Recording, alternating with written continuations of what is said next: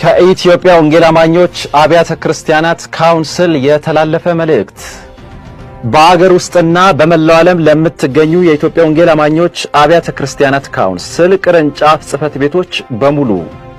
የኢትዮጵያ ወንጌል አማኞች አብያተ ክርስቲያናት ካውንስል በአዋጅ ቁጥር 1208/2012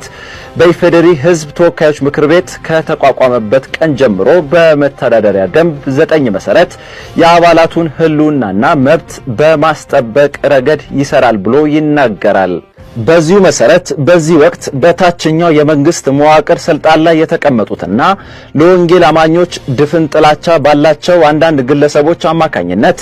የቤተ እምነቶቻችን የጸሎት ቤቶች ያለ አግባብ ከሕግ ውጪ እየተወረሱና እየተቀሙ ይገኛሉ። በመሆኑም አንደኛ የቢሾፍቱ ሙሉ ወንጌል አማኞች ቤተክርስቲያን የቢሾፍቱ ከተማ አስተዳደር ቀምቶ ለክፍለ ከተማ አገልግሎት ያደረገው፣ ሁለተኛ የኩሪፍቱ ቃለ ሕይወት ቤተክርስቲያን ማዕከል ግንባታ እንዳይከናወን የእግድ ደብዳቤ በከተማው አስተዳደር የወጣበትና ቦታውን ለመውሰድ የሚደረግ አካሄድ፣ ሶስተኛ የሃላባ ጋሊቶ ቃለ ሕይወት ቤተክርስቲያንና የሃላባ ሮቦት መካነ ኢየሱስ ቤተክርስቲያን በሃላባ ዞን አስተዳደር ጸሎት ቤቶች የፈረሱ ሲሆን፣ አምስተኛ በሸገር ከተማ አስተዳደር የፈረሱ የጸሎት ቤቶችን ያካትታል። እንዲሁም በመንግስት የተወረሱ፣ ስድስተኛ የኦሎምፒያ መሰረተ ክርስቶስ ቤተክርስቲያን የአዲስ አበባ ከተማ ትምህርት ቢሮ የተወረሰ፣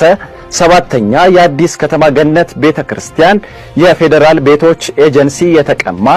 ስምንተኛ የኢትዮጵያ አማኑኤል ባፕቲስት ቤተክርስቲያን በአዲስ አበባ ከተማ ልዩ ስሙ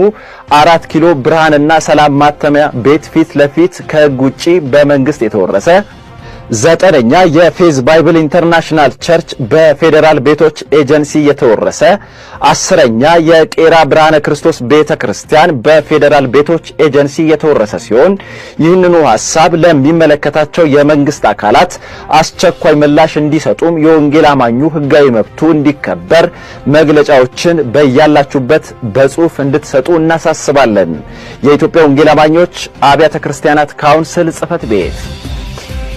በተያያዘም በኢትዮጵያ ወንጌል አማኞች አብያተ ክርስቲያናት ካውንስል አባል ቤተ እምነቶች ውስጥ ላላችሁ የሕግ ባለሙያዎች የተደረገ ጥሪ። ካውንስሉ በኢፌዴሪ ሕገ መንግሥት መሰረት በሕግ የተቀመጡለትን የሃይማኖት ነጻነት አንቀጽ 27 የእኩልነት መብት፣ አንቀጽ 3 እና አንቀጽ 25 ከመንግስት ጣልቃ ገብነት ነፃ ሆኖ የራሱን ተልዕኮ የማስፈጸም መብት፣ አንቀጽ 11 የዜጎችን በሃይማኖታቸው ምክንያት ሊደርስባቸው የሚችለውን ጥቃት ወይም መድሎ